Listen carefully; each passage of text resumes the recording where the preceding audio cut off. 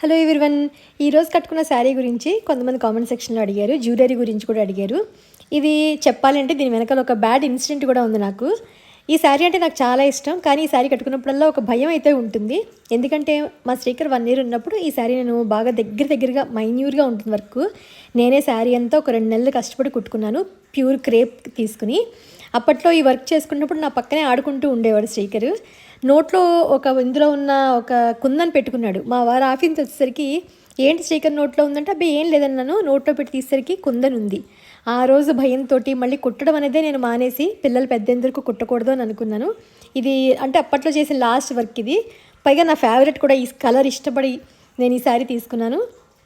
అలాగే జ్యువెలరీ కూడా మా ఫ్రెండ్ కృష్ణకుమారి దగ్గర తీసుకున్నాను. కొంతమంది అడిగారు కామెంట్ సెక్షన్లోను, తన దగ్గర కూడా చాలా బాగుంటాయి కలెక్షన్ అదేను.